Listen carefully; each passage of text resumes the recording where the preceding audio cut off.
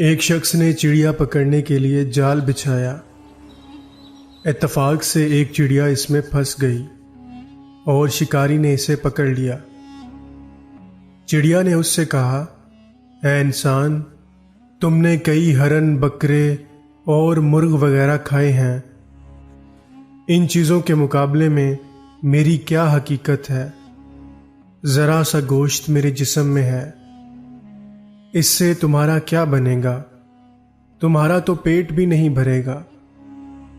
لیکن اگر تم مجھے آزاد کر دو تو میں تمہیں 3 نصیحتیں کروں گی جن پر عمل کرنا تمہارے لیے بہت مفید ہوگا۔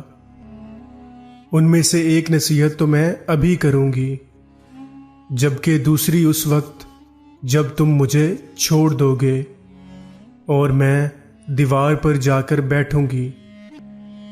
اس کے بعد تیسری اور آخری نصیحت اس وقت کروں گی جب دیوار سے اڑ کر سامنے درخت کی شاخ پر جا بیٹھوں گی۔ اس شخص کے دل میں تجسس پیدا ہوا کہ نہ جانے چڑیا کیا فائدہ مند نصیحتیں کرے۔ اس نے چڑیا کی بات مانتے ہوئے اس سے پوچھا، تم مجھے پہلی نصیحت کرو، پھر میں تمہیں چھوڑوں گا۔ چنانچہ چڑیا نے کہا، میری پہلی نصیحت یہ ہے کہ جو بات کبھی نہیں ہو سکتی اس کا یقین مت کرنا۔ یہ سن کر اس آدمی نے چڑیا کو چھوڑ دیا اور وہ سامنے دیوار پر جا بیٹھی۔ پھر بولی، میری دوسری نصیحت یہ ہے کہ جو بات ہو جائے اس کا غم نہ کرنا۔ اور پھر کہنے لگی، اے بھلے مانس، تم نے مجھے چھوڑ کر بہت بڑی غلطی کی، کیونکہ میرے پیٹ میں پاؤ بھر کا انتہائی نایاب پتھر ہے۔ اگر تم مجھے ذبح کرتے اور میرے پیٹ سے اس موتی کو نکال لیتے تو اسے فروخت کرنے سے تمہیں اس قدر دولت حاصل ہوتی کہ تمہاری آنے والی کئی نسلوں کے لیے کافی ہوتی اور تم بہت بڑے رئیس ہو جاتے۔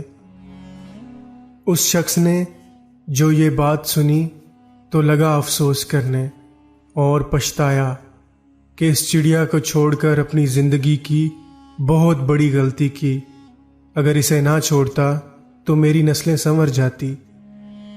چڑیا نے اسے اس طرح سوچ میں پڑے دیکھا تو اڑ کر درخت کی شاخ پر جا بیٹھی اور بولی، اے بھلے مانس، ابھی ابھی میں نے تمہیں پہلی نصیحت کی جسے تم بھول گئے کہ جو بات نہ ہو سکنے والی ہو اس کا ہرگز یقین نہ کرو، لیکن تم نے میری اس بات کا اعتبار کر لیا کہ میں چھٹانک بھر وزن رکھنے والی چڑیا اپنے پیٹ میں پاؤ وزن کا موتی رکھتی ہوں۔ کیا یہ ممکن ہے؟ میں نے تمہیں دوسری نصیحت یہ کی تھی کہ جو بات ہو جائے اس کا غم نہ کرنا، مگر تم نے دوسری نصیحت کا بھی کوئی اثر نہ لیا اور غم و افسوس میں مبتلا ہو گئے کہ خواہ مخواہ مجھے جانے دیا۔ تمہیں کوئی بھی نصیحت کرنا بالکل بیکار ہے۔ تم نے میری پہلی 2 نصیحتوں پر کب عمل کیا جو تیسری پر کرو گے؟ تم نصیحت کے قابل نہیں۔ یہ کہتے ہوئے چڑیا پھر سے اڑی اور ہوا میں پرواز کر گئی۔ وہ شخص وہیں کھڑا چڑیا کی باتوں پر غور و فکر کرتے ہوئے سوچوں میں کھو گیا۔